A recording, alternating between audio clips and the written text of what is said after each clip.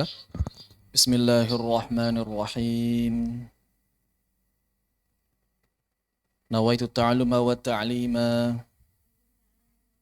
والتذكر والتذكير والنفع والانتفاع والإفادة والاستفادة والحث على التمسك بكتاب الله وسنة رسوله والدعاء إلى الهدى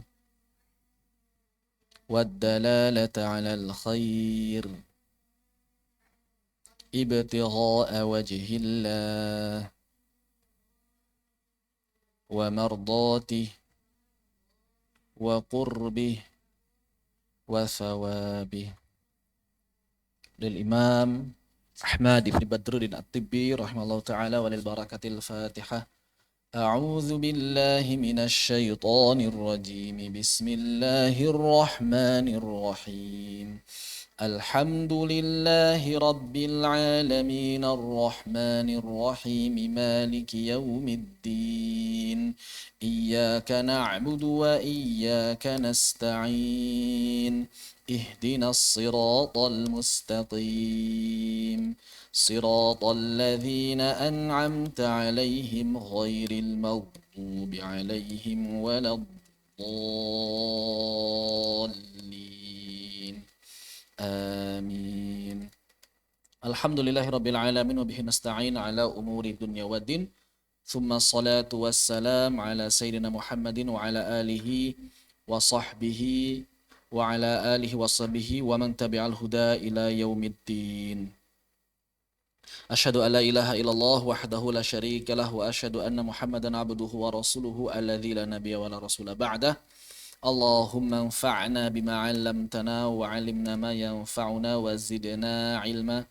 Allahumma nawwir qulubana bi nuri hidayatik kama nawartal arda bi nuri syamsika abadan abada bi rahmatika ya arhamar rahimin. Amin. Baik. Segala puji bagi Allah Subhanahu wa taala yang mengumpulkan kita dalam majelis penuh barakah ini, kemudian salawat teriring salam semoga tetap tercurah limpahkan pada Nabiullah wa Rasulullah Muhammad sallallahu alaihi wasallam, juga pada keluarganya, para sahabat, para tabi'in, atba' tabi'in, dan juga semoga sampai pada kita sekalian beserta seluruh kaum muslimin hingga akhir zaman kelak. Amin ya rabbal alamin. Hari ini merupakan pertemuan pertama kita dalam daurah syarah Al-Mufid fi Ilmi Tajwid. Jadi judul kitabnya adalah Al-Mufid fi Ilmi Tajwid. Al-Mufid fi Ilmi Tajwid. Salah satu kitab tajwid yang juga menjadi rujukan dalam pembelajaran sebagai suplemen biasanya atau tambahan selain dari Muqaddimah Jazariyah maupun Tuhfatul Atfali wal Ghilmani fi Tajwidil Quran. Kitab ini disusun oleh Syihabuddin Ahmad Ibni Ahmad Badruddin. Julukannya Syihabuddin, ditulis oleh siapa? Syihabuddin. Syihabuddin. Namanya siapa? Ahmad. Namanya Ahmad. Syihabuddin namanya Ahmad. Kemudian nama orang tua beliau adalah Ahmad juga. Ahmad ibni Ahmad. Ahmad ibni Ahmad. Ahmad ibni Ahmad ibni Ibrahim.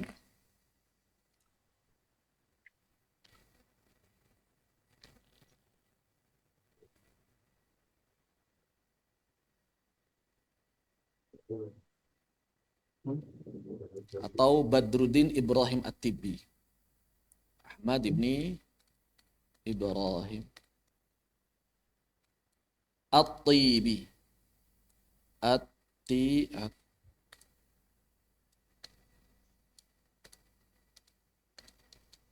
At-Tibi. At-Tibi. Al-Imam Syihabuddin punya anak namanya Ahmad juga.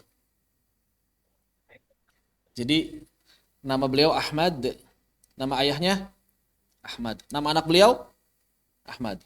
Makanya para ulama mengenal dengan istilah Ahmad Akbar. Ini adalah ayahnya Imam Syihabuddin. Kemudian yang kecil, kemudian ini adalah Ahmad Kabir. Dan yang anak beliau adalah Ahmad Saghir. Ahmad Saghir.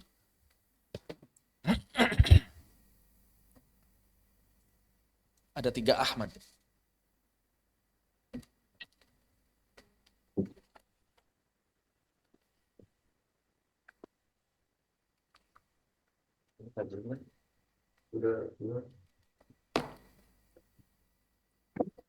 Orang mana beliau? Al-Imam At-Tibi. Beliau adalah orang Syam. Beliau adalah orang Syam. Disebutkan wulida fi Dimashqi, lahirnya di Damaskus.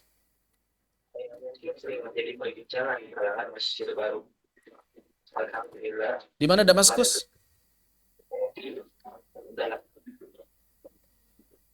Di Suriah. Lahir Damaskus, Suriah. Yaum as-sabi', tanggal 7 Dzulhijjah.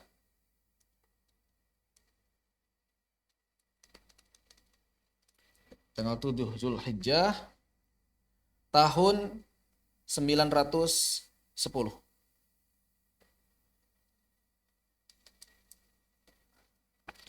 Tahun 910.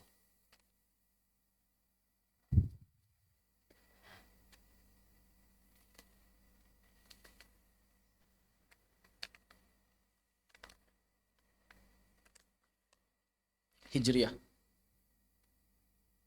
Berarti kalau dari Imam Ibnul Jazari sekitar 2 atau 3 generasi. Sekitar 2 atau 3 generasi. 910 Hijriah lahir beliau.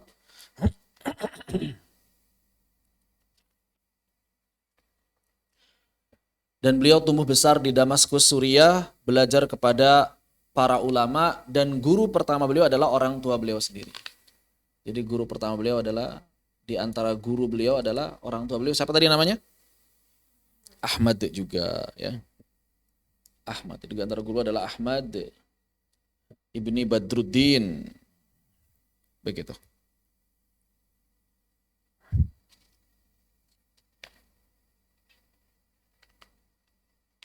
Kemudian beliau juga di sini disebutkan, Syekh Mansuid menyebutkan bahwa di antara guru beliau selain orang tuanya adalah wa qara'a aidan ala Syamsuddin Al-Kafrususi. Al-Kafrususi. Kafrususi. Taqiyuddin Asyamsuddin, guru beliau yang lain. Syamsuddin Al-Kafrususi. Al-Kafrususi. Kaf ini. Al-Kafrususi.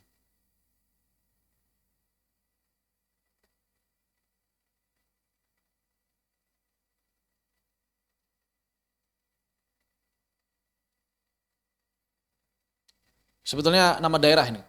Kafar Susah itu nama daerah di Kafar Susah. Daerah di Suriah. Namanya daerah atau kampung Kafar Susah. Maka orang yang lahir dari sana disebut Kafar Susi. Kafar Susi. Syamsuddin Kafar Susi.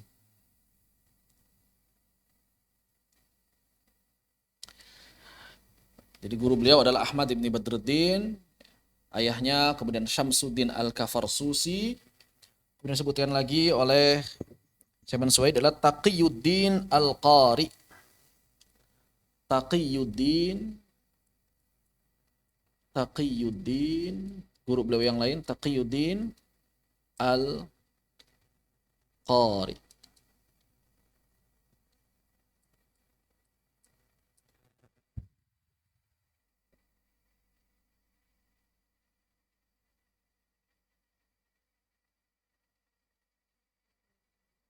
Taqiyuddin Al-Qari.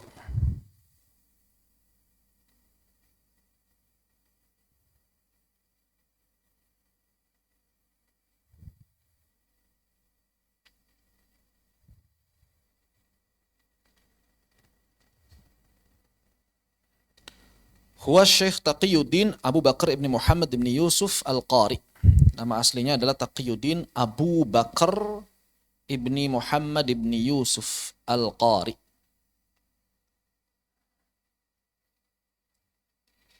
Termasuk ahli fikih Syam juga, menjadi imam juga di Masjid Al-Umawi.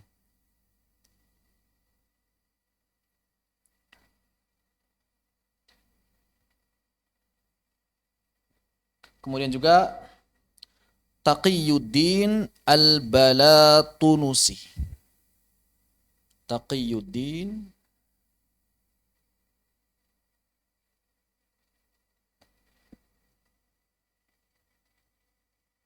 Al-Balatunusi.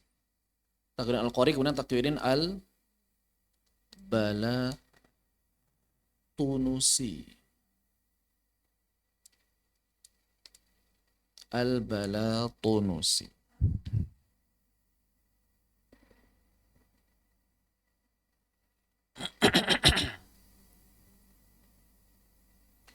Nisbah ila Blatons. Dinisbatkan kepada tempat namanya Blatons.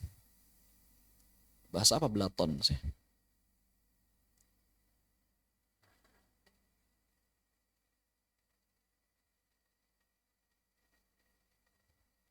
Al-Balatunusi. Faqih Syafi'i, seorang ulama faqih madhab Imam Asy-Syafi'i. Ahli qiraat, ahli fiqih. Termasuk tadi juga Taqiyuddin Al-Qari, ahli qiraat juga ahli fiqih madhab Imam Asy-Syafi'i. Itu di antara guru-guru beliau. Yang pertama Ahmad, orang tua beliau adalah Ahmad ibni Badruddin At-Tibi, ya guru beliau. Kemudian Syamsuddin Al-Kafarsusi, kemudian Taqiyuddin Al-Qari, kemudian Taqiyuddin Al-Balatunusi.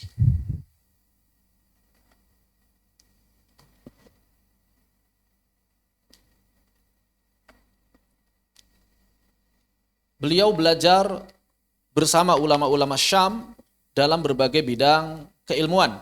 Jadi bukan cuma belajar qiraat saja, tapi juga belajar fiqih, ya, kemudian belajar bidang ilmu yang lain, bahasa Arab dan lain sebagainya. Maka setelah beliau dewasa, beliau kemudian menjadi imam dan juga khatib resmi Masjid Al-Umawi. Sebagai penanggung jawab, sebagai apa? Imam dan khatib Masjid Al-Umawi. Masjid Putih, Masjid Al-Umawi.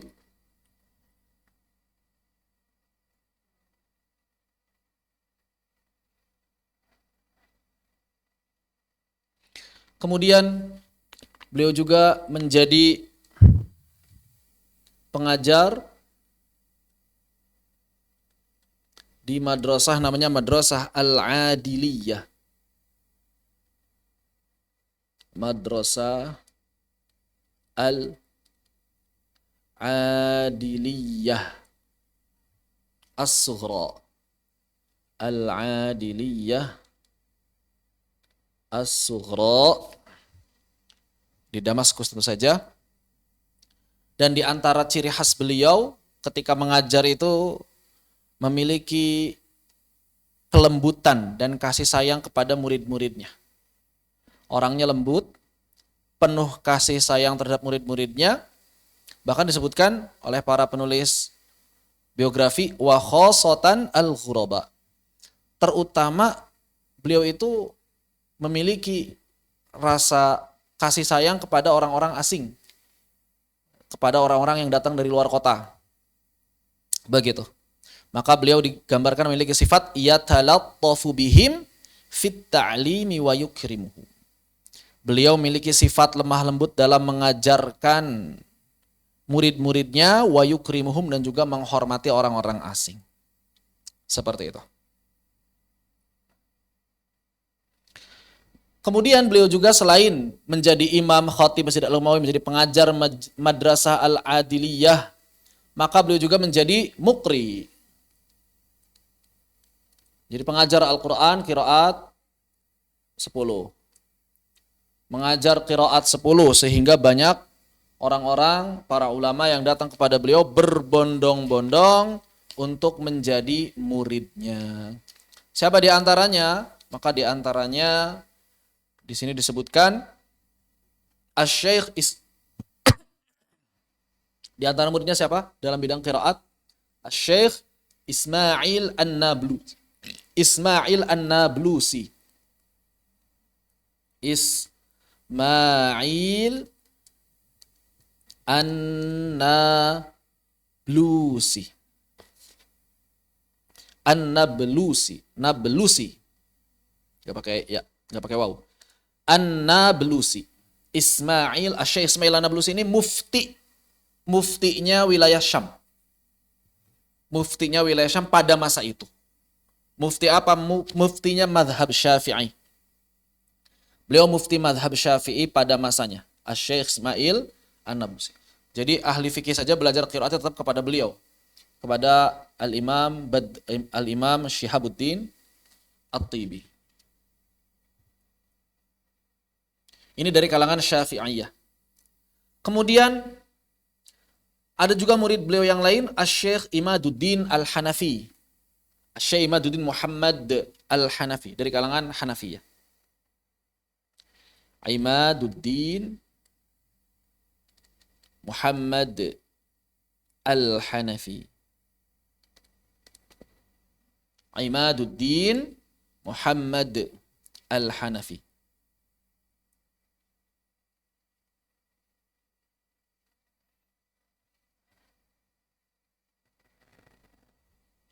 Adapun ulama yang terkenal yang meriwayatkan matan ini, saya sudah bagi di Telegram sebentar.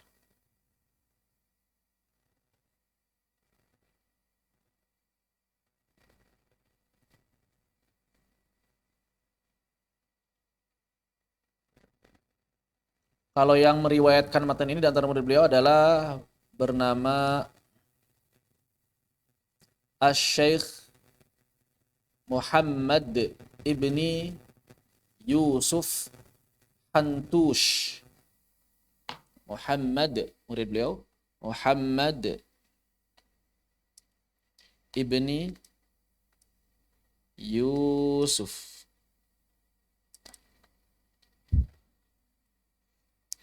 Hantush. Hantush. Muhammad ibni Yusuf Hantush.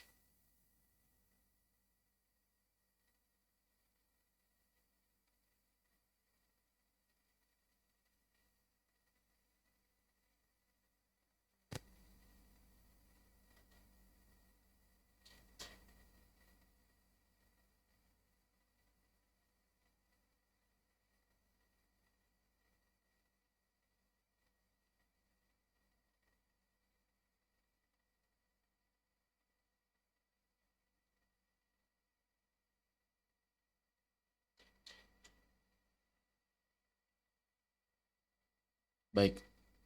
Ini Muhammad ibni Yusuf Hantush.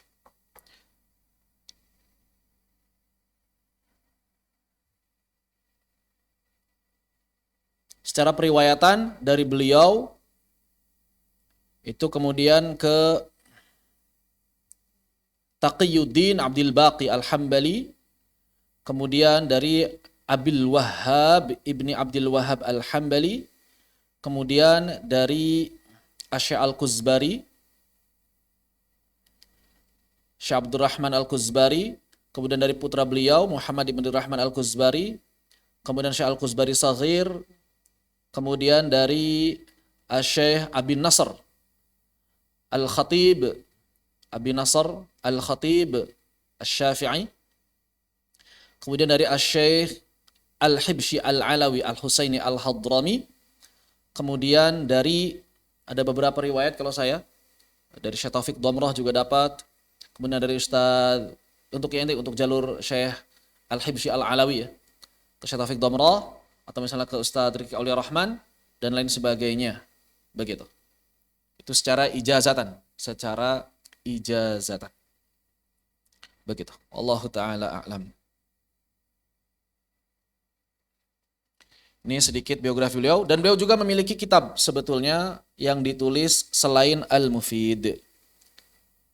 Di antaranya apa? Di antaranya kitab selain Al-Mufid ya. Yang pertama kitab beliau adalah Al-Mufid. Judulnya Manzumatul Mufid fi Ilmi Tajwid. Manzumatul Mufid fi Ilmi Tajwid. Manzumah Al-Mufid. Judul lengkapnya Al-Mufid. Al-Mufid fi Ilmi Tajwid. Ini adalah kitab yang sedang kita bahas. Untuk syarahnya yang saya pegang ada dua. Yang pertama adalah syarah dari Syekh Eman Suwaid. Bisa untuk mendapatkan di toko-toko online. Saya nggak tahu berapa harganya, lupa. Udah lama.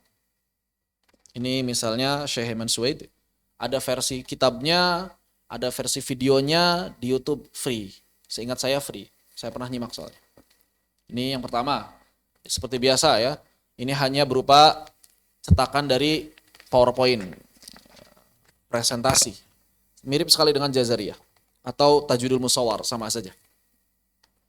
Yang kedua yang berupa uraian, ini ada tulisan dari istri beliau, Dr. Rihab Syaqaqi, penulis kitab Hilyatut Tilawah. Dr. Rihab Muhammad Mufid Asy-Syaqaqi.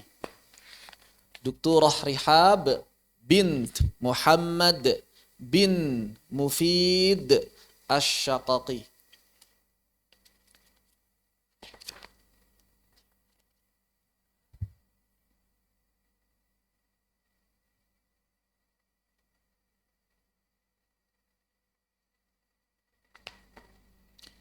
Begitu. Apakah sudah ada terjemahan atau syarah yang dalam berbahasa Indonesia? Saya tidak tahu, wallahu taala a'lam. Tapi memang saya sedang menerjemahkan yang ini. Baru dapat 34 halaman. Dari 114 halaman. Berarti baru sepertiga kurang. Saya terjemahkan dan saya kasih catatan kaki pada permasalahan-permasalahan yang butuh penjelasan lebih lanjut. Begitu. Kapan selesainya? Mudah-mudahan sambil jalan sambil selesai daurah, selesai terjemahan nanti bisa dicetak.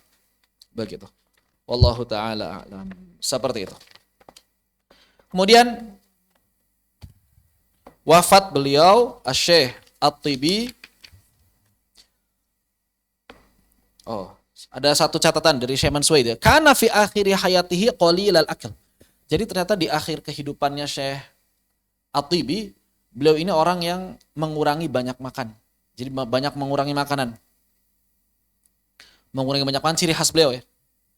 Mengurangi banyak makan, walahu minad dini wal wara'i waz zuhdi ma liyudrak. Dan beliau ini punya sifat wara' dan zuhud yang tidak bisa disaingi orang lain pada masanya. Memiliki sifat wara' dan zuhud yang tidak bisa disaingi oleh orang-orang lain pada masanya. Wa kana haluhu yudzakiru bisalafil madin. Dan kehidupan beliau dan keadaan kehidupan beliau itu mengingatkan kita pada ulama salaf zaman dulu. Kehidupan beliau itu mengingatkan kita pada ulama salaf zaman dulu. Baik itu kalangan sahabat, tabi'in ataupun setelah. Kemudian disebutkan di sini tuwfiya rahimallahu taala yaumal arbi'a. Maka wafatnya hari Rabu.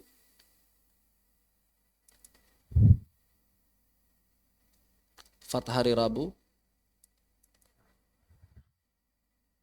Thamina Ashar, tanggal 18 Dzulqa'dah.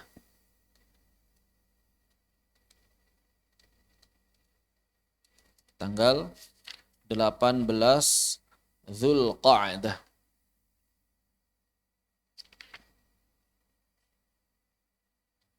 Tahun berapa? Tahun tis'in wa sab'ina wa tis'imi'ah. 979. Hijriah. 979 Hijriah. Wadufina fi turbati Marjid Dahdah. Dan kemudian dikuburkan di pemakaman Marjid Dahdah. Marjid Dahdah nama tempat. Marjid Dahdah. Marji ad-Dahdah. Begitu tulisannya. Marjid Dahdah. Marjid Dahdah. Zahira Dimashq. Di sekitar Damaskus, Suriah. Begitu. Wallahu ta'ala a'lam. Baik. Kalau saya secara penjelasan nanti lebih banyak yang ngeliat ke sini ya daripada yang ke Syekh Ayman Suwaid. Karena sekalian nerjemahin. Kalau yang Syekh Ayman Suwaid terlalu ringkas. Walaupun kadang ada yang disebutkan Syekh Ayman Suwaid yang tidak disebutkan di sini, walaupun ada, kadang. Tapi saya fokusnya di sini. Walaupun enggak saya bacakan per poin karena khawatir kelamaan. Jadi saya ambil poin-poin penting yang disebutkan oleh Dr. Rihab Muhammad Mufid Syaqati dalam kitab beliau judulnya Ghayatul Murid fi Syarhil Mufid. Ada enggak di toko-toko online? Kemungkinan ada, wallahu alam. Ghayatul Murid fi Syarhil Mufid. Kalau mau nunggu terjemahannya ya nanti. Saya masih sambil menerjemahkan. Begitu. Wallahu ta'ala, ini adalah perkenalan dari beliau. Adapun nazamnya sendiri atau matan yang disusun oleh beliau berjudul Al-Mufid fi Ilmi Tajwid. Ini ada hampir 200 ya. Hampir 200 bait. Totalnya 193. Kalau di beberapa naskah itu sampai ditambah sekitar 8 baitan lagi. Berarti kalau dalam 8 bait 201 bait. Jadi ada yang sebagian naskah itu di tengah ada yang hilang. Jadi ada yang itu, ada yang enggak ada. Cuma memang yang kebanyakan diamalkan atau yang kebanyakan diriwayatkan ini yang 193 bait. Yang di tengah-tengah itu dianggap kurang sahih, sahih dari sisi periwayatannya. Tapi kalau yang punya kitab Al-Mufid Syekh Ayman Suwaid bukan yang syarah, yang matanya doang, di sana di catatan kaki disebutin. Di catatan kakinya disebutin bahwa ada matan yang menurut sebagian ulama sahih, sebagian ulama enggak. Ada sekitar 8 kalau saya kumpulin atau lebih lah. Sehingga 200-an lebih matan, bait ya. Begitu. Nah, yang menarik adalah bahwa matan-matan bait ini sebagiannya benar-benar berbeda dengan matan-matan tajwid yang juga telah kita kenal seperti misalnya Jazariyah ataupun Tuhfatul Atfal. Ya, ataupun Tuhfatul Atfal. Misalnya di bagian-bagian pertama, bab pertama ini Syekh atau Alamah At-Tibi fokus pada persoalan huruf dan harokat. Jadi bab-bab awal itu pembahasannya adalah tentang huruf dan harokat. Ini sebagai sinopsis ya, gambaran umumnya. Jadi beliau ngebahas huruf dan harokat, ini lama sekali. Ngebahas huruf dan harokat itu sampai bait ke 60-an. Bahas huruf dan harokat. Enggak ngebahas makhraj sama sifat, bukan. Hakikat huruf dan harokat. Hakikat huruf dan harokat. Sampai sekitar bait ke 60-an. Kemudian setelah itu peringatan. Sampai bait ke 70-an itu peringatan mengenai huruf dan harokat. Begitu. Hakikat huruf itu apa, hakikat harokat itu apa, kesalahan harokat itu apa, harokat yang sempurna itu kayak gimana, itu dibahas semuanya. Huruf yang sempurna itu kayak gimana, itu dibahas semuanya. Sekitar 70 bait. 70 bait ngebahas huruf dan harokat tuh. Begitu. Hampir setengahnya ngebahas huruf dan harokat, habis itu buat ngebahas huruf dan harokat. Makanya sebetulnya ini menarik ya.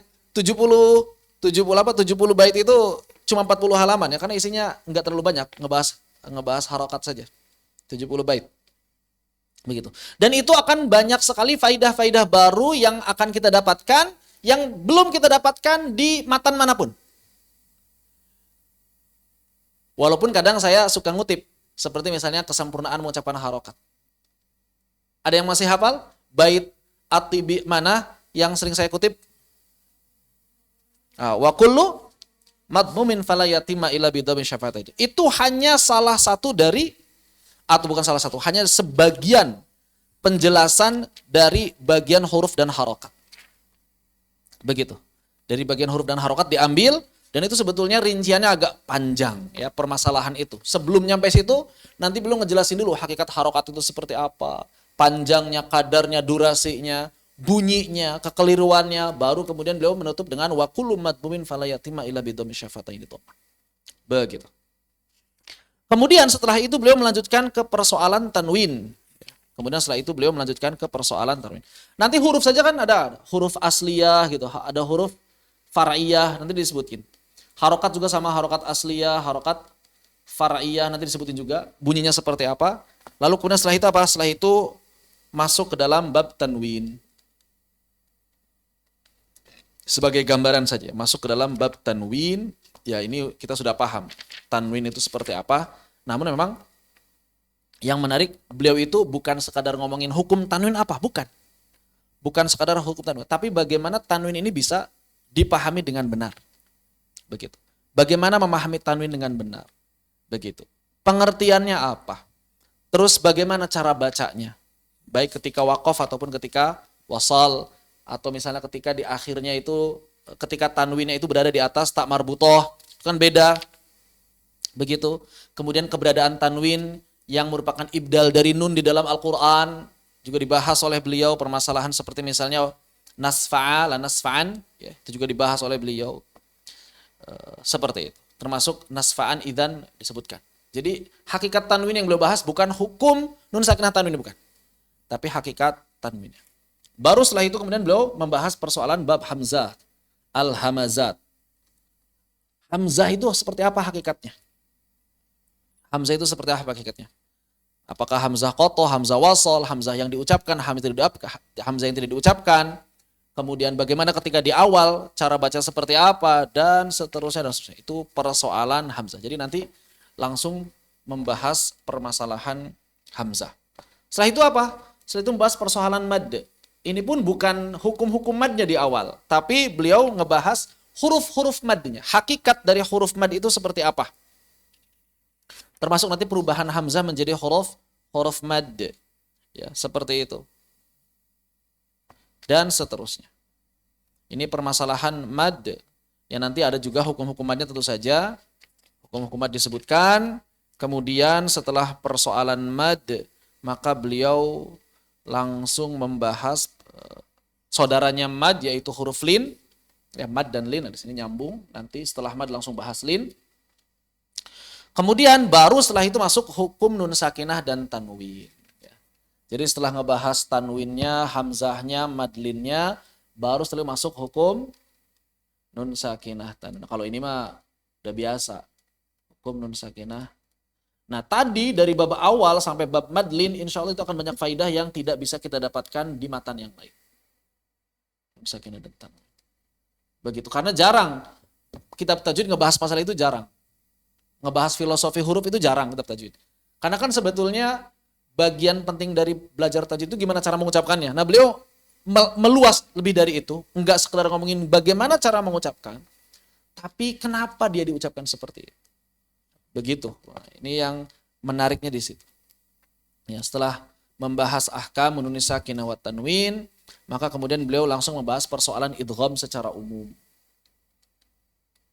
Idgham secara umum. Termasuk juga nanti mim sukun, ya, dan seterusnya. Terus kalau bab makhraj sama sifat ada enggak? Kalau makhraj sama sifat tidak disinggung secara detail di sini. Cuma memang nanti di sini ada sifat yang disebutkan, seperti misalnya sifat tafhim tarqiq. Nanti ada pembahasan tafhim tarqiq di sini. Ada pembahasan tafhim tarqiq, ya. Apakah itu tafhim tarqiq secara umum, atau tafhim tarqiq pada lam, atau tafhim tarqiq pada ra, tafhim tarqiq pada alif, begitu, ya, seperti itu. Kemudian setelah itu huruf yang sifat huruf yang disebutkan oleh beliau adalah sifat qalqalah. Sifat qalqalah ini yang disebutkan oleh beliau, yang dibahas oleh beliau. Sifat qalqalah.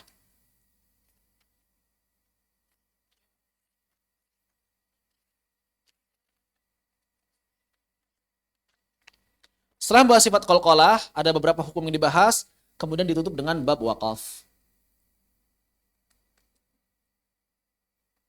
Kemudian ditutup dengan bab wakaf. Hukum-hukum wakaf termasuk juga wakaf di akhir kalimat yang berkaitan dengan raum dan ismam. Seperti itu.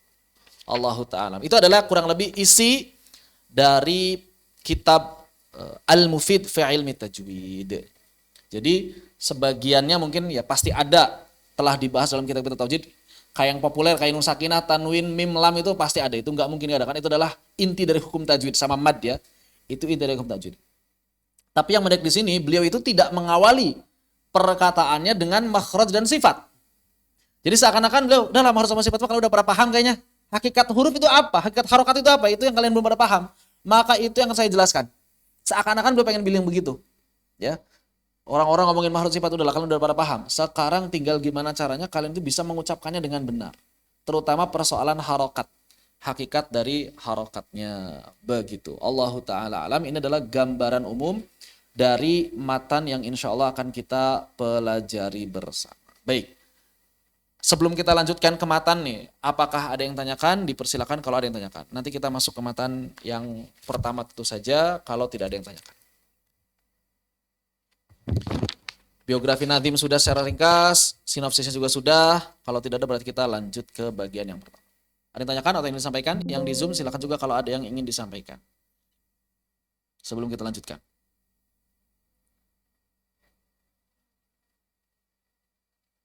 Baik. Gimana? Gimana? Faf, ada yang mau? Boleh.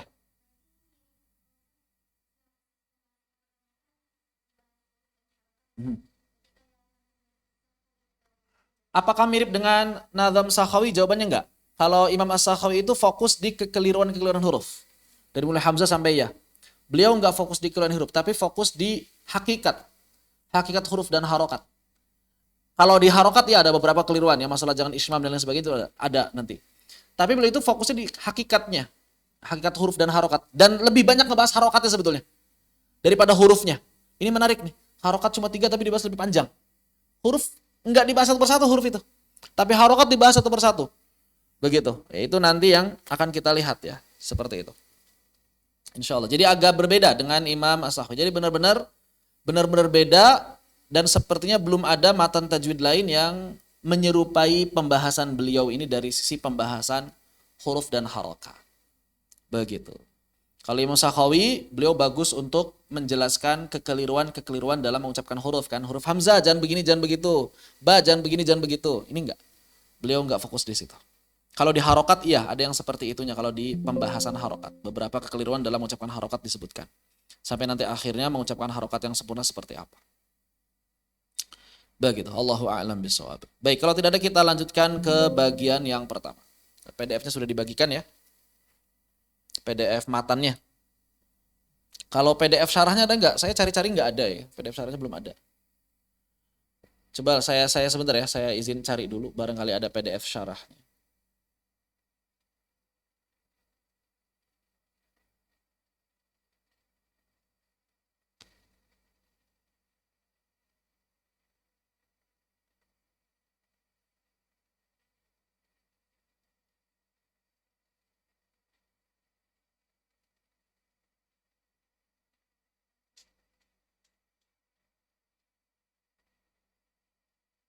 Nah, rata-rata yang ada ininya apa hanya ininya saja, hanya matannya saja. Kalau yang ada PDF-nya ya. Oh, ada nazam nih, ada ini apa namanya? Ada taklik saja, ringkas. Saya bagikan ini, ada dari Syekh Islam Al-Azhari. Silakan ya bisa dipakai lah sementara. Tapi saya nggak pakai yang ini, saya pakainya yang Doktor Rihab. Ya mungkin nanti jadikan catatan kaki ya. Kalau ada tambahan-tambahan dari Syekh Islam Al-Azhari. Itu syarahnya. Syarah Mufid Syekh Islam Al-Azhari. Di channel Telegram. Itu ada syarah Mufid Syekh Islam Al-Azhari sebagai tambahan wawasan bisa dipakai. Silakan. Ustadz, Ya, boleh silakan. buku yang Ustadz pegang itu ada yang jual gitu, Ustadz? Di mana tuh, Ustadz? Saya dulu beli di Shopee. Ini Oh, boleh di nanti di bagi link. penerbitnya itu namanya penerbit Gauthani ya. Gauthani Indonesia. Sebentar.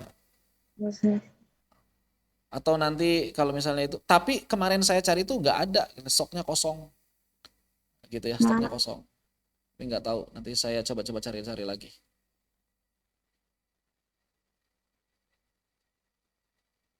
Sekalian juga ditunggu terbitan dari Ustadz. Naam. Insya Insya Allah Allah. saya sambil jalan setiap hari, insya Allah untuk nerbitin terjemahannya ya. Jadi kalau misalnya nggak ada Iya, yang aslinya nggak apa-apa lah. Insya Allah nanti mudah-mudahan terjemahannya bisa keluar sebelum daurahnya selesai. Mudah-mudahan. Ya, begitu. baik. Kalau yang ini kayaknya ada yang Syaman Suhaid banyak. Jual nih yang ini, Syaman Suhaid banyak. Yang ini yang jarang. Yang Dr. Rehab jarang. Kalau ini banyak. Antum bisa nyari Syarah Mufid keluar di Sofi. Dari yang harganya 200-an sampai harga 700-an. Beda-beda. Iya, kitabnya sama, tapi harganya beda. Tapi nggak tahu itu kenapa bisa beda. Karena impor kayaknya. Impor. Tergantung yang impornya kayaknya. Pinter-pinter yang impornya berarti. Baik. Kita maju saja ke bait yang pertama. Alamah Syihabuddin Ahmad ibn Badruddin At-Tibbi rahimahullah ta'ala mengatakan qala al-faqiru Ahmad ibn At-Tibi. Di sini pakainya qala. Gimana? Boleh silakan. Qala al-faqiru Ahmad ibn At-Tibi. Ahmad ibn Tibi. Tibi. Qala ini kan sebetulnya telah berkata, ya. Al-faqir ya orang yang penuh kebutuhan. Jadi fakir itu orang yang berkebutuhan. Orang yang penuh kebutuhan, baik itu kebutuhan harta, kasih sayang, pertolongan, disebut fakir. Atau al-muftaqir istilahnya. Siapa beliau? Ahmad ibni Tibi. Yaitu Ahmad ibni Badruddin ibni Ibrahim At-Tibi yang tadi kurang lebih dari sisi biografi singkatnya telah disampaikan.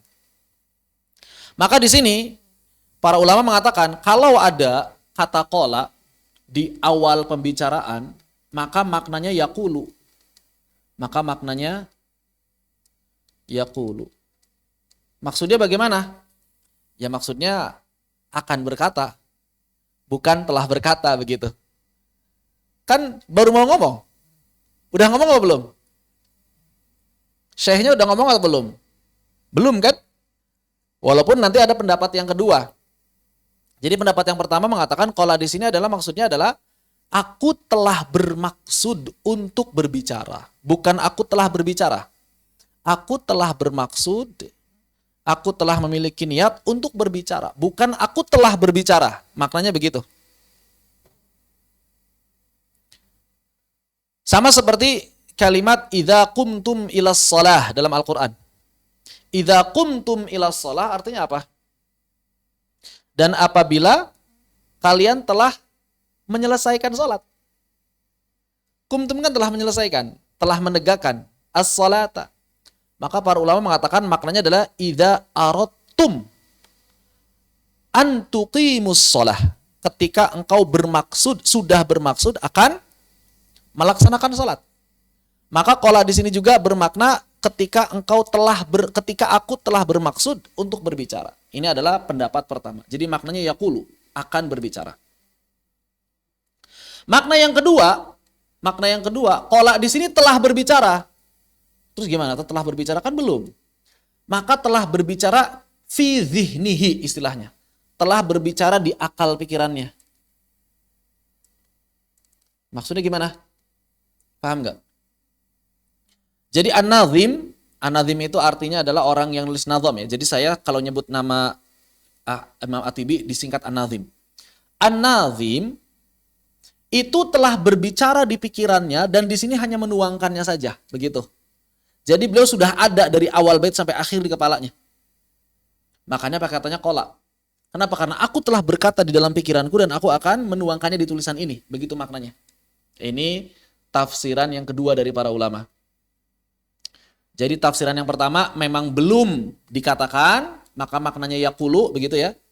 Tafsiran yang kedua sudah dikatakan tapi fi dhihnihi, di kepala beliau. Begitu. Qala al-faqiru Ahmad bin Tibi Ahmad yarju rahmatal mujibi, yaitu Ahmad yarju rahmatal mujibi, yaitu seorang Ahmad yang mengharapkan, Ahmad yarju rahmatal mujibi.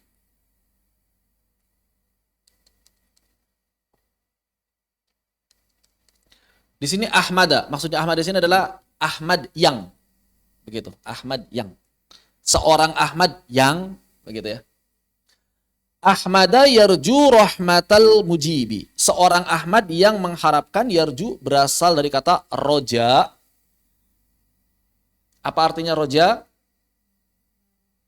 Berharap. Roja itu artinya berharap, harapan. Roja itu harapan, maka yarju artinya berharap.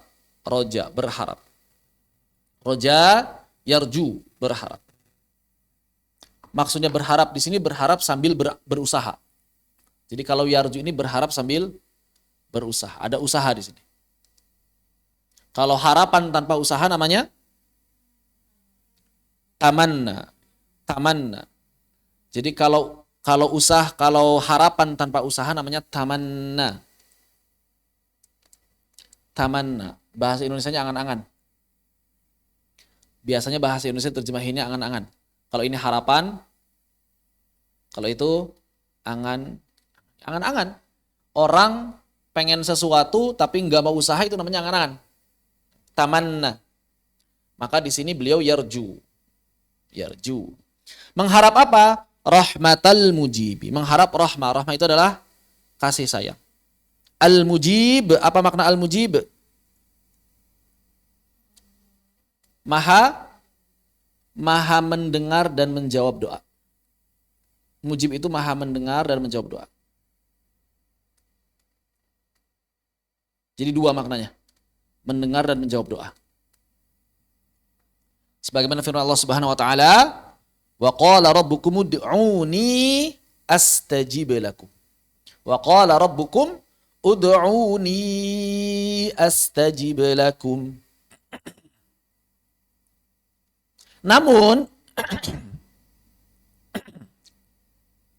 Namun cara menjawab doanya bagi Allah itu tidak mesti harus sesuai dengan apa yang diminta manusia sama persis. Kadang diganti dengan yang lebih baik. Kadang diganti dengan lebih baik. Ya bisa juga sih sama persis, cuma kadang diganti dengan yang lebih baik. Begitu. Kadang diganti dengan apa istilahnya? Kadang diganti dengan sesuatu yang mencegahnya dari bahaya di dunia. Diganti dengan istilahnya apa? Diganti dengan keselamatan di dunia. Ya, dapat dikatakan begitulah. Seperti misalnya karena dia rajin doa, maka kemudian Allah menakdirkan dia untuk selamat dari kecelakaan. Misalnya begitu. Padahal doanya gak ada hubungan sama kecelakaan sebelumnya. Doanya doa minta lulus kuliah, doa minta jodoh, doa minta rizki. Tapi ternyata karena itu membuat tidak dekat dengan Allah Subhanahu wa taala, maka Allah menakdirkan melalui doanya itu membuat dia selamat dari bencana. Nah, ini kadang dua ini, menyelamatkan dari bencana di dunia. Atau kadang yang ketiga, apa yang ketiga? Maka kadang doanya itu akan ditangguhkan di akhirat. Akan ditangguhkan, ditunda untuk dijawab di akhirat kelak. Maka sebetulnya orang yang berdoa itu tidak pernah ada yang tidak dijawab oleh Allah Subhanahu wa taala. Tidak pernah tidak ada yang dijawab. seluruhnya dijawab, hanya saja memang jawabannya tidak mesti sama dengan apa yang diminta secara kalimat per kalimat. Bisa jadi lebih baik dan itu sering tidak kita sadari. Padahal kita sudah minta ini, pengen dikasihnya itu. Padahal bisa jadi itu, bukan bisa jadi, itu adalah lebih baik bagi kita. Walaupun mungkin kalau dari sisi nilai lebih murah, misal. Dari sisi apa kelihatannya lebih rendah, padahal itu lebih baik bagi kita. Kemudian yang kedua bisa jadi membuat dia selamat di dunia dari berbagai bencana, azab dan lain sebagainya. Dan yang ketiga ditangguhkan sehingga dia mendapatkan kenikmatan yang banyak di akhirat kelak. Begitu. Ini berkaitan dengan yarju rahmatal mujibi. Ahmad yarju rahmatal mujibi. Seorang Ahmad yang mengharapkan kasih sayang dari Allah Subhanahu wa taala yang Maha mendengar dan menjawab doa. Pertanyaan yang juga sudah sering dibahas sebetulnya. Qala itu kan artinya dia telah mengatakan. Yaqulu juga sama, dia sedang berbicara. Kenapa kemudian banyak ulama yang menulis kitab itu bukan qultu misalnya, aku telah berkata. Juga bukan aqulu, aku sedang berkata. Tapi menggunakan bentuk ketiga, qala, dia telah berkata, pakai dia. Enggak pakai aku atau saya. Saya pernah diskusi sama seorang teman, dia bilang, itu bukan perkataan Ibnu Jazari. Kata. Kok bisa? Kan pakainya qala, berarti yang bilang bukan beliau. Itu Ibnu Jazari lagi ngomongin perkataan orang lain katanya. Sok tahu banget ya. Hebat sekali gitu. Padahal memang kebiasaan para ulama seperti ini. Ya. Walaupun mereka yang berbicara tapi selalu menggunakan qala dan yaqulu. Pertanyaannya kenapa? Karena kata aqulu atau kata saya, kata aku, qultu. Pokoknya kata aku atau saya ini dalam bahasa Arab punya konotasi yang bisa positif, bisa negatif sebetulnya. Maksudnya bagaimana? Jadi dalam bahasa Arab, gaya berbahasanya orang-orang Arab itu kalau dalam kitab terutama, dalam tulisan, ketika mereka sering menggunakan kata aku, sering menggunakan kata saya, itu bisa jadi negatif kesannya. Apa kesan negatifnya? Kesan negatifnya dia adalah ujub. Bangga diri. Pakai saya lagi, pakai aku lagi, pakai saya lagi, pakai aku lagi. Itu kalau sering-sering nulis begitu, dalam kitab itu kesannya kesan ujub. Punya kesan ujub. Makanya para ulama jarang menggunakan kata aku, lu atau qultu. Jarang sekali.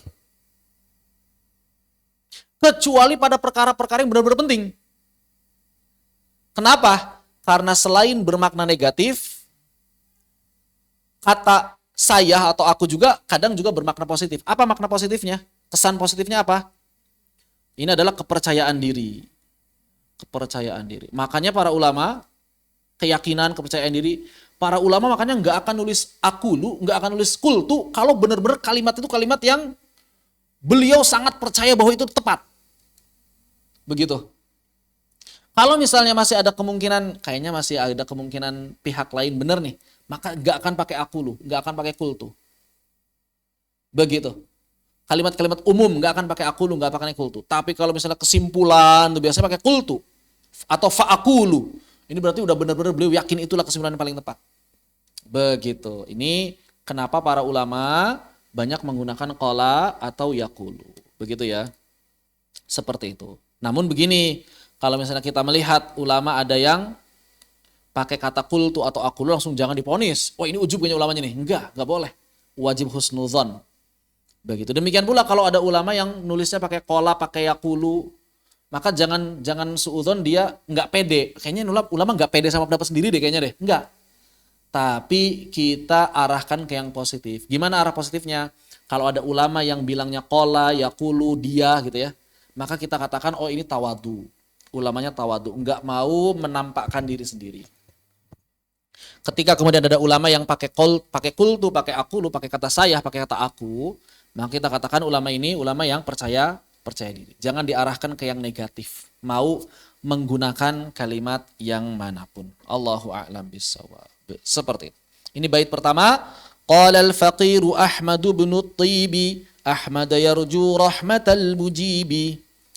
Secara wazan irama baitnya adalah wazan. Irama bait. Irama ini bukan melodi. Irama itu ketukan. Ketukannya adalah ketukan rojaz. Namanya ketukan rojaz. Rumusnya mustaf'ilun, mustaf'ilun, mustaf'ilun, mustaf'ilun, mustaf'ilun, mustaf'ilun. Itu ketukannya. Mus, sukun harokat. Taf, sukun harokat. Begitu, maksudnya begitu. Jadi kenapa muncul istilah mustaf'ilun, mustaf'ilun? Jadi sebenarnya ini para ulama zaman dulu nyari irama saya itu begini.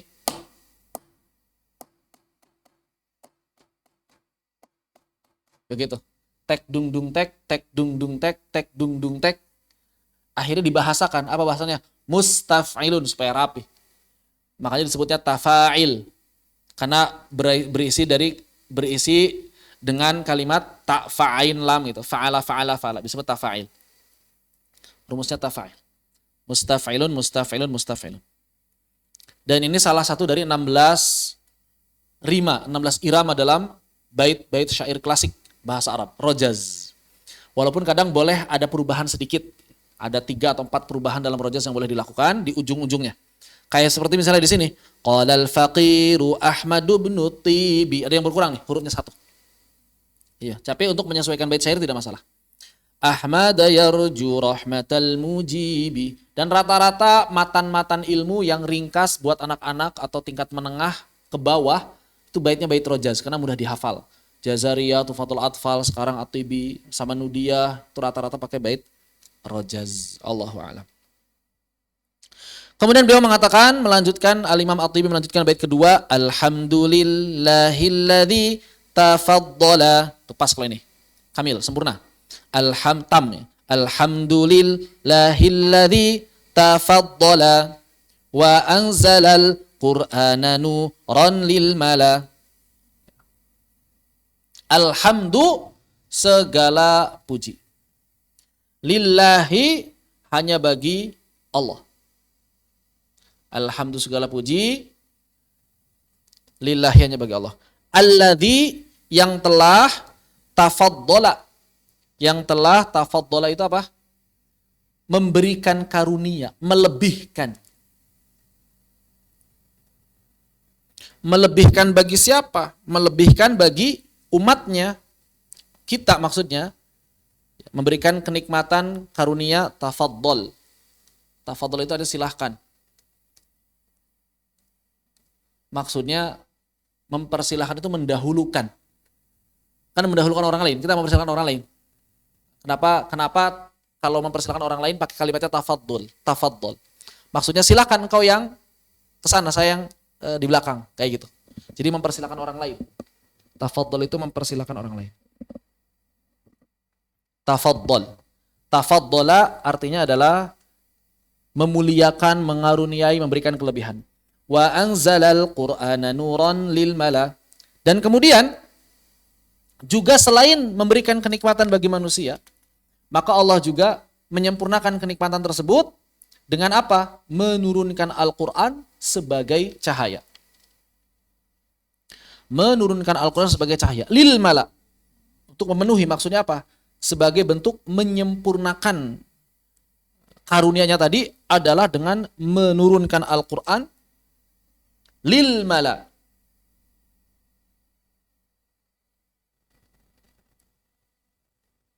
Mala itu artinya penuh. Dengan menyempurnakan maksudnya. Menyempurnakan kenikmatannya itu adalah menurunkan Al-Quran.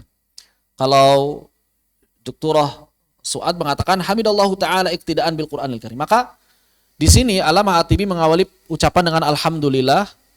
Kenapa? Alhamdulillah. Kenapa mengucapkan alhamdulillah? Iqtidaan bil Qur'anil Karim. Mengikuti Al-Qur'an. Karena perkataan pertama dalam Al-Qur'an alhamdulillahirabbil alamin setelah bismillahirrahmanirrahim.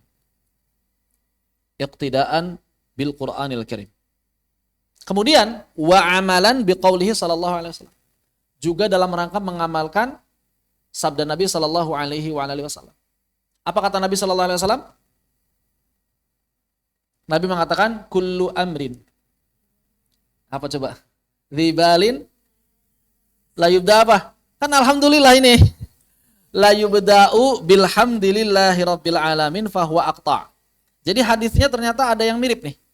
Kullu amrin dzibalin la yubda'u fihi. Yang pertama bi bismillahirrahmanirrahim. Bi bismillahirrahmanirrahim. Yang kedua bihamdillah. Bihamdillah. Bihamdillah. Nah, ujungnya sama, fahuwa aqta au abtar.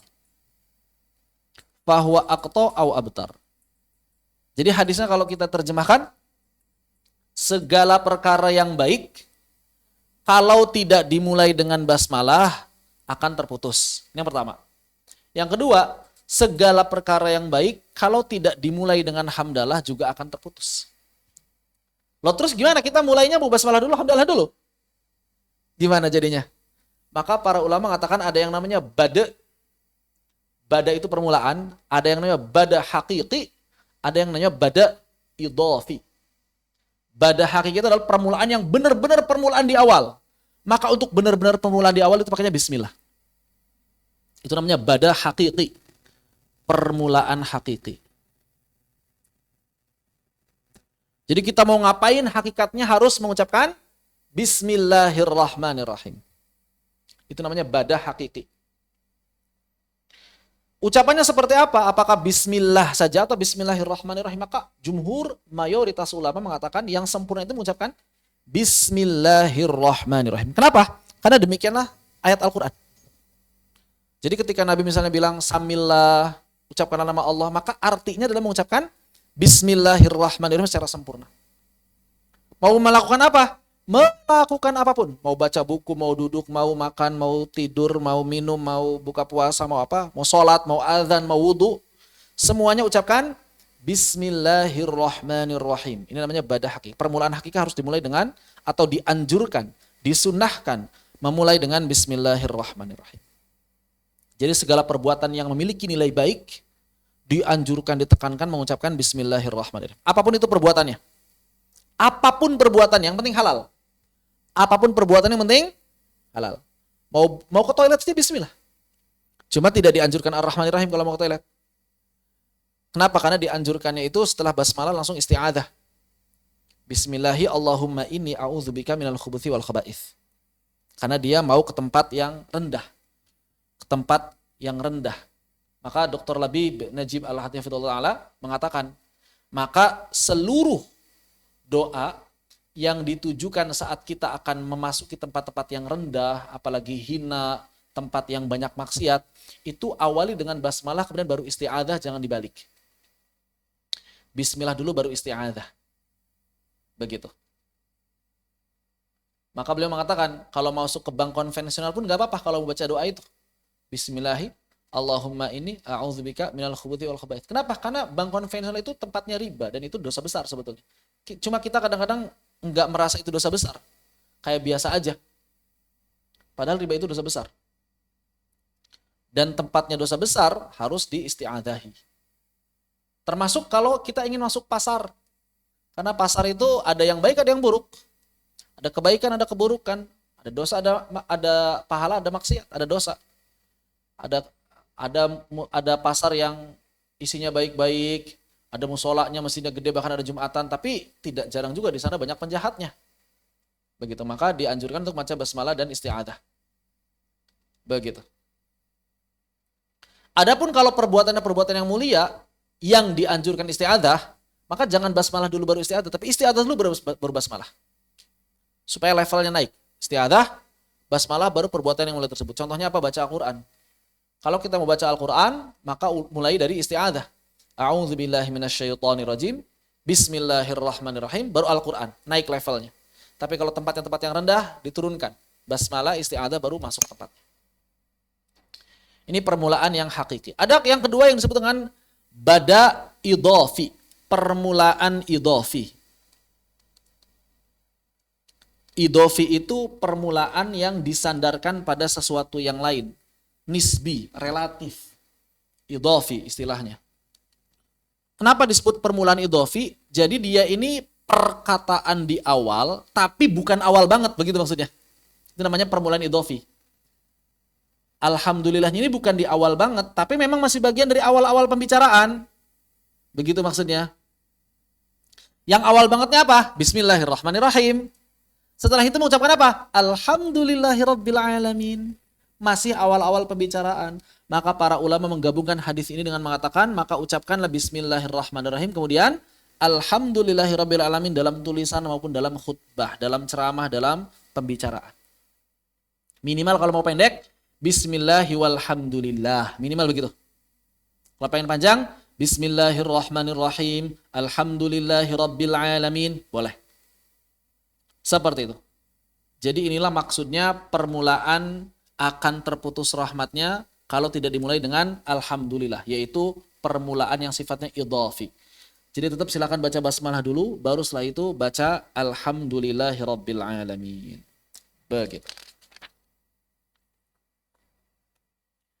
Dr. Rihab mengatakan, wa min kubra ni'amihi tabaraka wa ta'ala lati wa min kubra ni'amihi tabaraka wa ta'ala lati tastahiqul hamda tafadduluhu ala ummatil Muhammadiyah bi inzalil Qur'anil azim ilaiha. Bahwa di antara kenikmatan yang besar yang diberikan oleh Allah Subhanahu wa taala kepada kita umat Nabi Muhammad, yang kita wajib dengan itu memuji Allah Subhanahu wa taala, salah satunya apa? Diturunkannya Al-Qur'an di tengah-tengah kita. Diturunkannya kitab Allah di tengah-tengah kita yang tidak diturunkan pada umat-umat yang lain. Begitu. Bahkan Allah kemudian menjadikan Al-Quran sebagai apa? Nuron lil basyariyah. Sebagai cahaya bagi umat manusia. Cahaya kehidupan. Idza taba'athu tadat wa idza a'radat anhu dallat wa ghawat. Apabila manusia mengikutinya, maka dia akan mendapatkan petunjuk. Dan apabila manusia berpaling darinya, maka dia akan tersesat dan menyesatkan. Maka Al-Quran luar biasa. Maka dari itu kita banyak-banyak memuji Allah Subhanahu wa ta'ala. Wa qad wasafallahu ta'ala al-Qur'an al-Karim bin nuri faqala subhanahu wa ta'ala wa anzalna ilaikum nuran mubina. Dan Allah Subhanahu wa ta'ala telah mensifati Al-Qur'an ini dengan atau sebagai cahaya. Sebagaimana firman Allah Subhanahu wa ta'ala, wa anzalna ilaikum nuran mubina. Nuran mubina, cahaya yang terang. Maka kalau misalnya Nabi SAW menggambarkan kemusyrikan, kekufuran di akhir zaman itu seperti apa? Ada batu besar yang warnanya hitam. Kemudian di atas itu ada semut berwarna hitam. Ada semut berwarna hitam di atas batu hitam. Di tengah malam gelap gulita. Kira-kira kalau pengen ngelihat semutnya kayak gimana? Ya, semut hitam di atas batu hitam di tengah malam gelap gulita. Itulah kekufuran, itulah kemusyrikan kata Nabi di akhir zaman. Maka butuh apa? Butuh yang namanya cahaya. Ya kan? Kalau kita pengen ngelihat semut itu butuh namanya cahaya. Dan Allah telah ngasih cahaya itu. Berupa apa? Al-Quran, Masya Allah.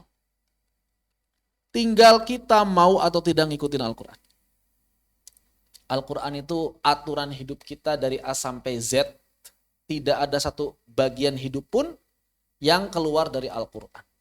Maka tinggal diikuti saja kita bakal bisa melihat mana semut, mana batu, mana rumput, mana lumut kelihatan. Sehingga kita bisa mengusir yang bisa membahayakan kita. Begitu. Bagaimana caranya? Pahami Al-Quran dengan baik dan benar. Pahami Al-Quran dengan baik dan benar.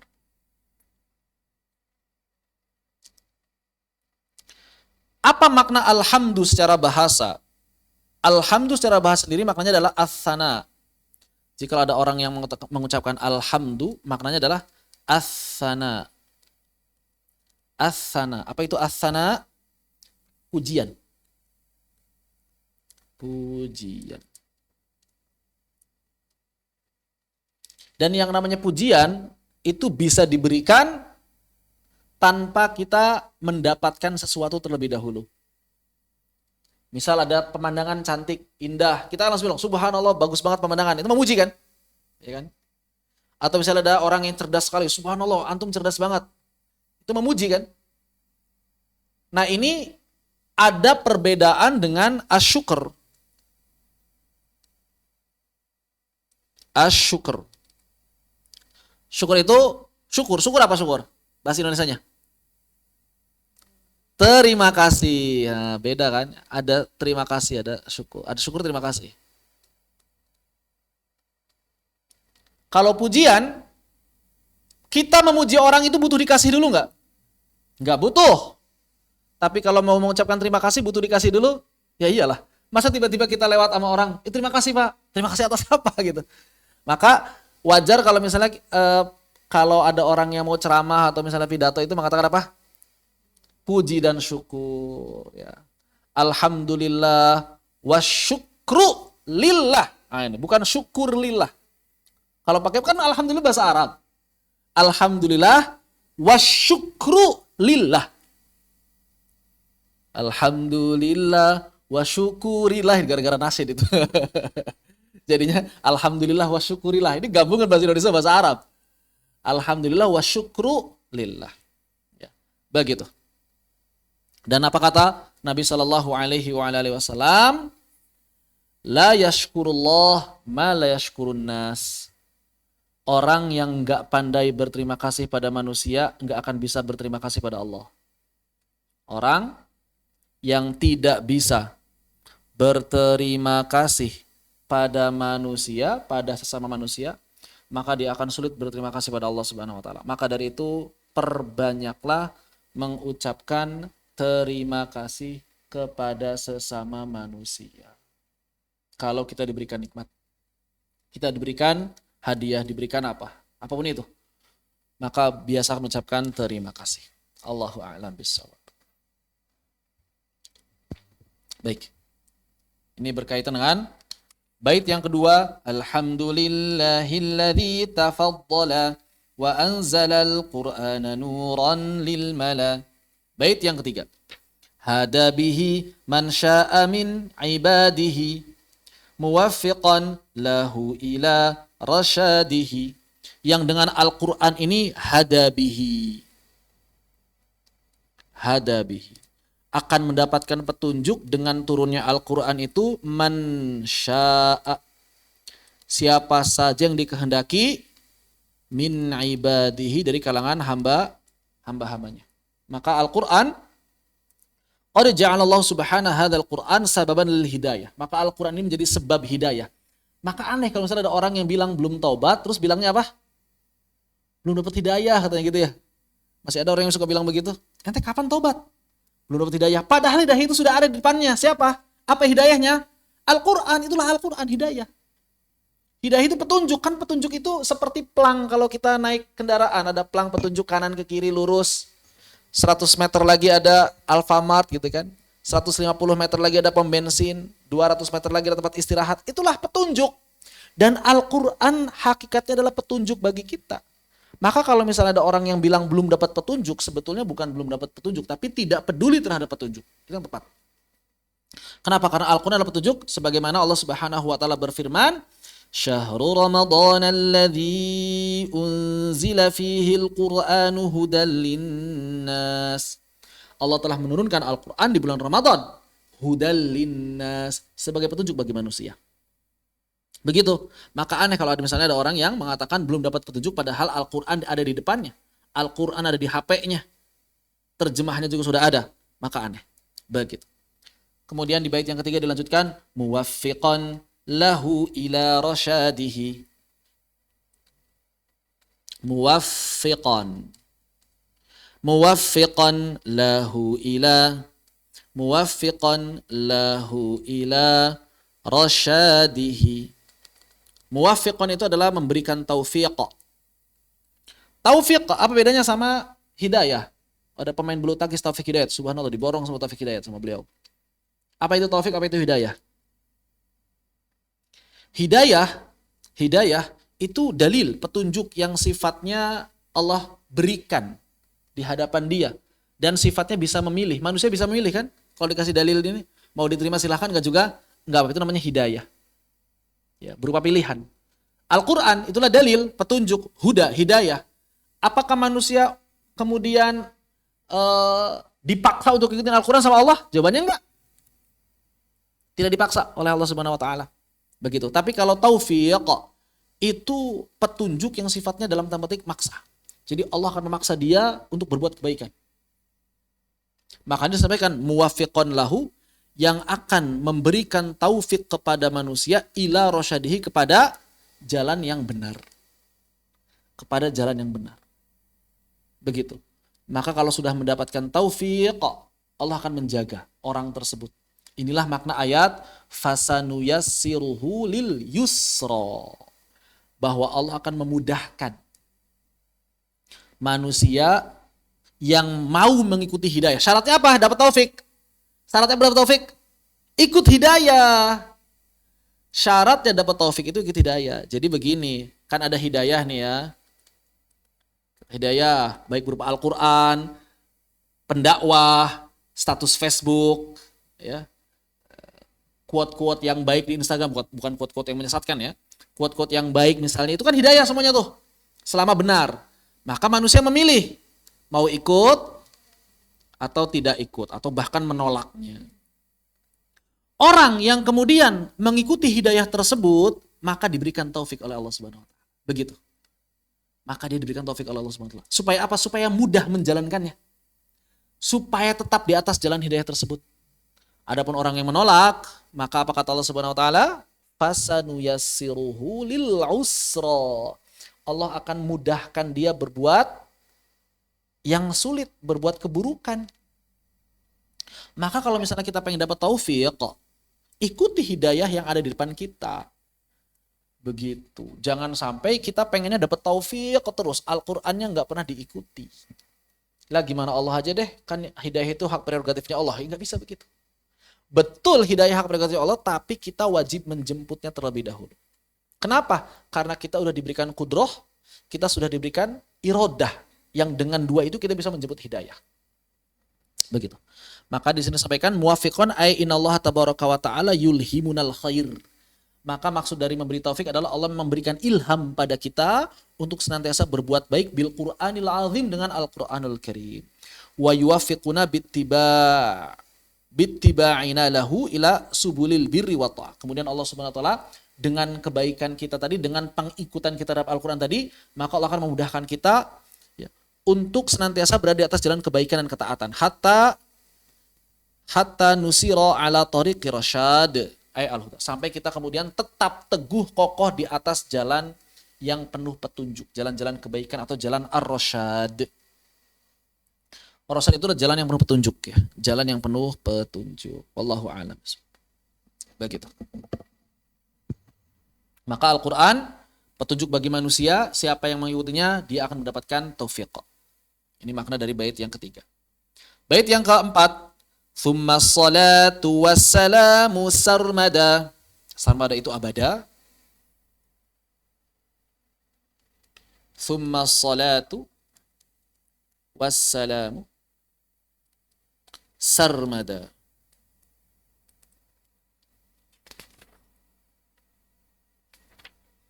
Ala Nabiil Hashimiyyi Ahmada.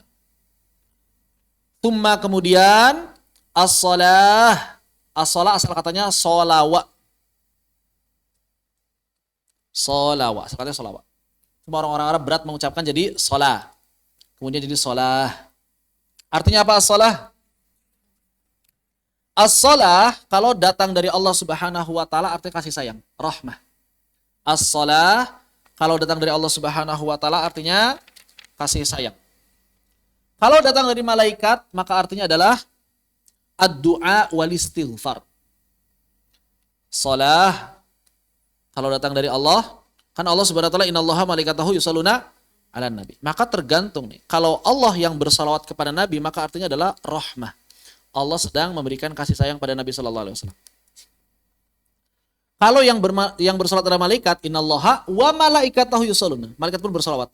Maka makna dari salahnya adalah ad-du'a wal istighfar. Doa dan istighfar.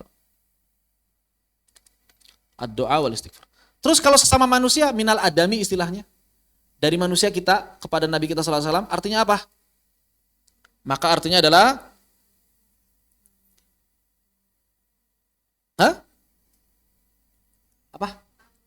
At-ta'zim ya. At-ta'zim atau at-tahrim, al-ikram wa tahrim wa du'a. At-tahrim, tahiyah juga bisa. Tahiyah itu apa? Penghormatan. At-tahiyah wa tahrim wa ta'zim. Jadi ada di sini ada at-tahrim, penghormatan, pengagungan, at-takrim, al-ikram, wa ta'zim. At-ta'zim, pengagungan pada Nabi sallallahu alaihi wasallam. Juga at-tahiyah bermakna teh. Tahiyah itu salam sama. Jadi begitu. Sehingga ketika kemudian kita bersalawat kepada Nabi sallallahu alaihi wasallam, itu bukan karena Nabi masih butuh didoakan, karena kita tidak sedang dalam rangka dalam tanda petik mendoakan, bukan. Kita sedang menghormati Nabi, kita sedang mengagungkan Nabi, kita sedang memuji Nabi sallallahu alaihi wasallam. Begitu. Pertanyaannya, kenapa kemudian Nabi mesti dipuji? Karena Allah dan malaikat memuji Nabi. Bahkan kemudian setelah itu Allah pun memerintahkan kita melakukannya. Itu yang pertama. Yang kedua, kenapa kita melakukannya?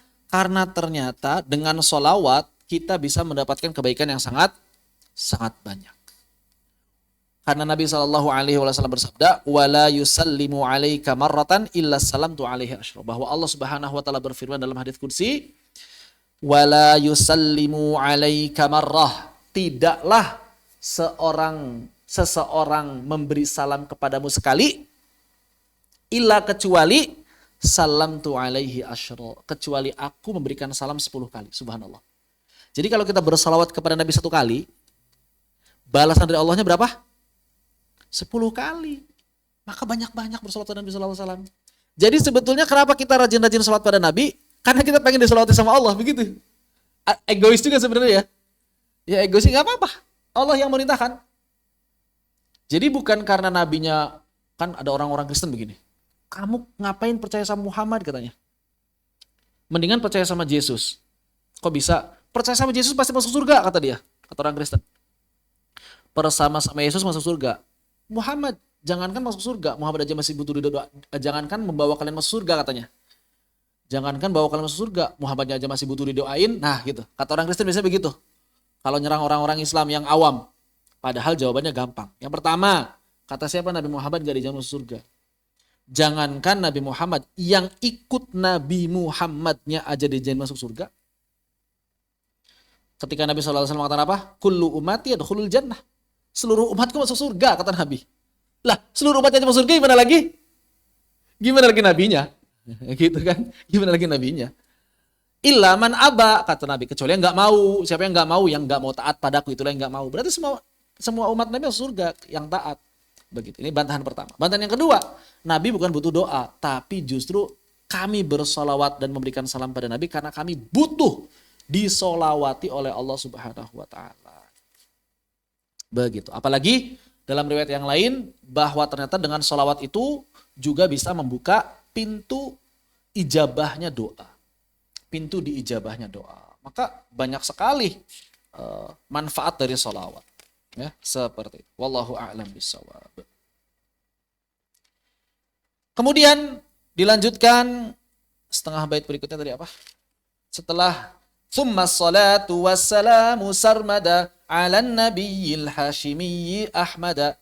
Maka salat dan salam ini ditujukan kepada siapa? Ala nabi, kepada nabi kita Muhammad sallallahu alaihi wasallam. An-nabi. Apa makna an-nabi? An-nabi. Apa itu nabi? Apa arti dari nabi? Ada yang tahu enggak? Artinya nabi apa sih? Artinya nabi apa? Ya, arti kata nabi. Maksudnya Nabi Muhammad di sini betul. Arti dari kata nabi.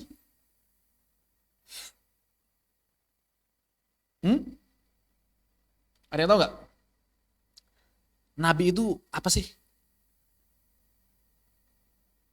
Nabi itu adalah, nabi itu bisa berasal dari kata naba atau bisa berasal dari kata nubuwah. Pembawa kabar gembira atau nubuwah, yaitu orang yang memiliki derajat tinggi. Maksudnya apa? Maksudnya adalah seorang laki-laki, perhatikan definisinya, seorang laki-laki merdeka yang berakal.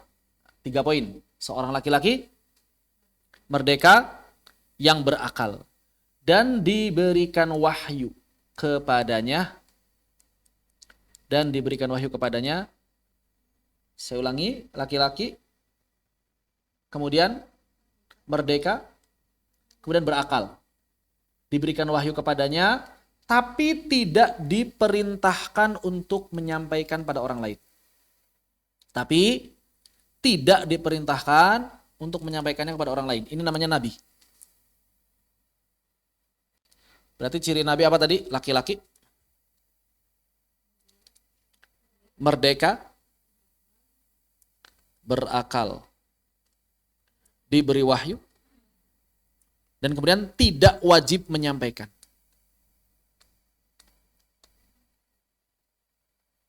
Inilah yang membedakannya dengan ar-rasul. Kalau rasul, laki-laki, merdeka, berakal, diberi wahyu dan wajib menyampaikan. Jadi ini semuanya sama. Sampai diberi wahyu, tapi di sini wajib menyampaikan. Inilah bedanya nabi dan rasul.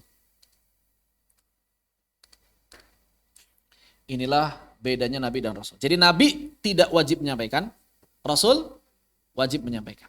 Pertanyaan, berapa jumlah nabi? Totalnya jumlah nabi berapa? 1000?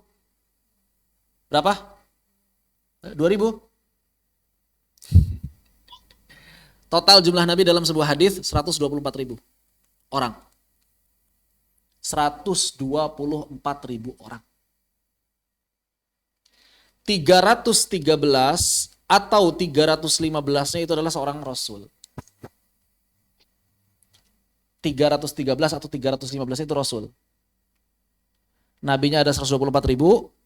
Dari 124.000 itu, maka 313 atau 315-nya adalah rasul. Maka setiap rasul pasti nabi. Tidak setiap nabi pasti rasul.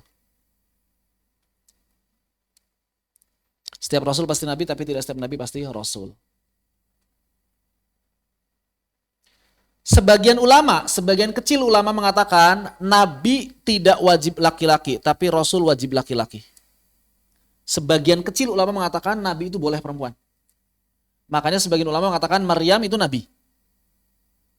Karena diwahyukan. Orang malaikat Jibril ketemu langsung sama beliau. Mewahyu, bukan cuma mewahyukan, ngasih ruh. Maka sebagian ulama mengatakan nabi tidak wajib laki-laki. Tapi kebanyakan ulama mengatakan baik nabi maupun rasul itu wajib laki-laki. Terus kalau kayak Maryam kayak itu siapa? Mereka tidak disebut nabi, mereka disebut orang soleh saja. Ini para ulama beda pendapat. Jadi kalau perempuan tidak disebut nabi tapi orang soleh saja.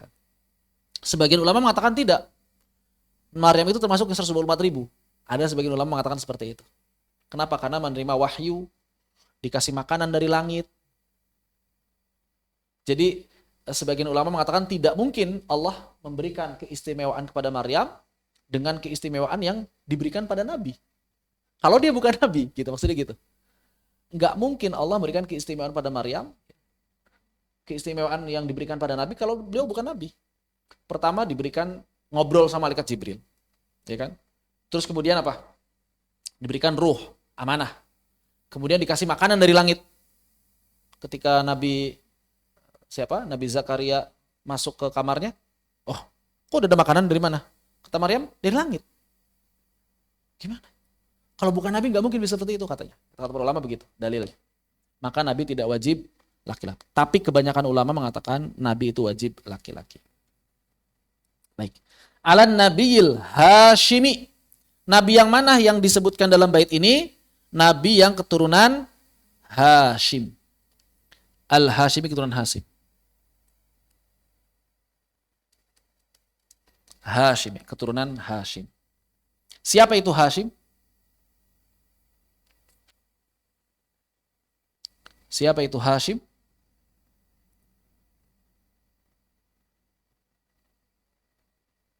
Hashim itu adalah bapaknya. Hashim itu bapaknya siapa? Siapa Hashim? Hah? Gimana?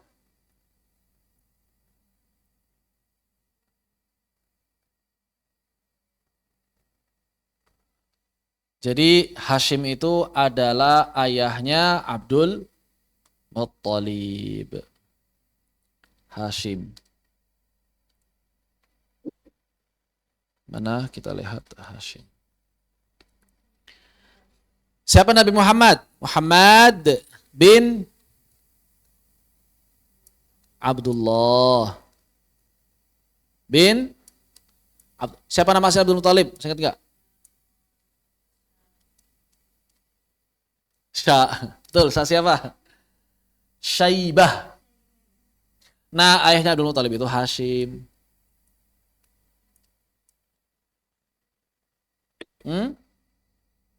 Ayahnya Abdul Muthalib adalah Hashim. Nama aslinya siapa Hashim? Bukan nama asli, bukan. Julukan, Hashim itu julukan. Nama aslinya Amr. Nama aslinya adalah Amr.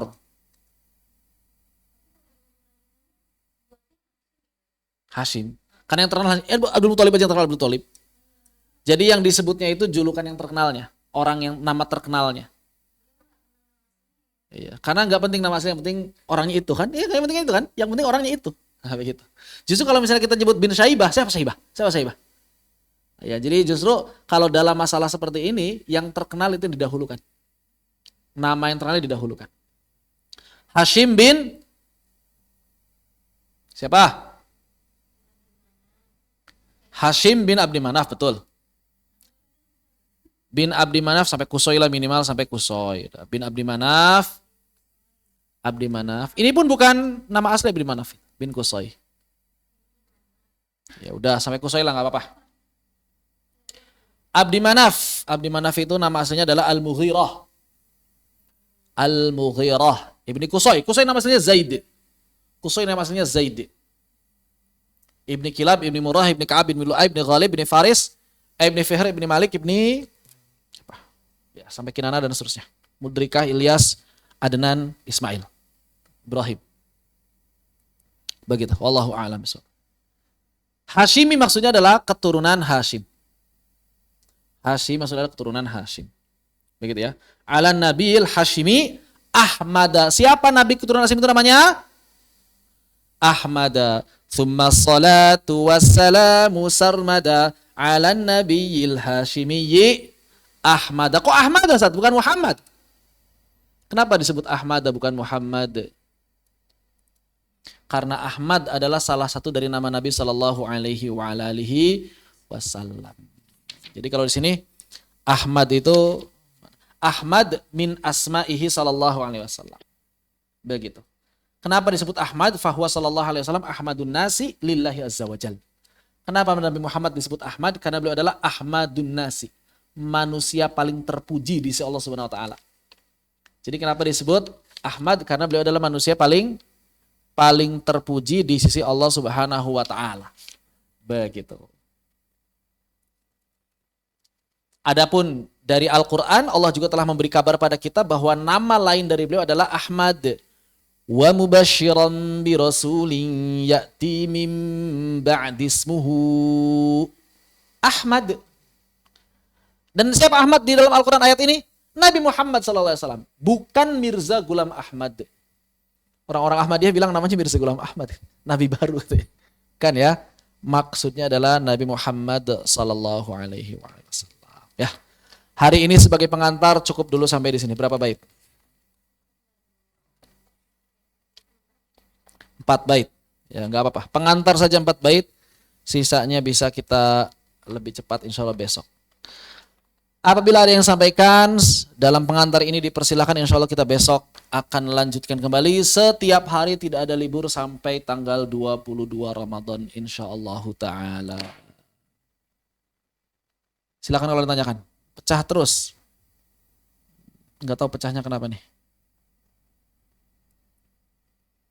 Bisa jadi di sini jelek, tapi kayaknya di sini bagus. Nggak ada tulisan ini, kalau di sini nggak ada tulisan, nggak ada tulisan sinyal jelek gitu, nggak ada. Berarti dari sana mungkin ya. Ada yang tanyakan, dipersilakan.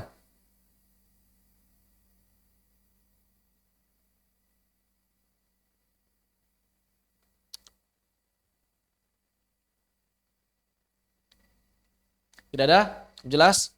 Alhamdulillahirabbil alamin. Apabila demikian kita cukupkan sampai di sini. Mudah-mudahan bermanfaat.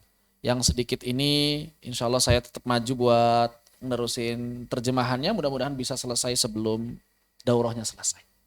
Fanaktahi bihadza walhamdulillahirabbil alamin subhanakallahumma bihamdika asyhadu an la ilaha illa anta astaghfiruka wa ilaik. Allahumma salli afdhala salatin ala asadi makhluqatika sayyidina Muhammad wa ala alihi wa sahbihi wa sallim adada ma'lumatika wa midada kalimatika kullama dzakaraka dzakirun wa ghafala an dzikrihil ghafilun. Wassalamualaikum warahmatullahi wabarakatuh. Wa jazakallahu khairan walhamdulillah.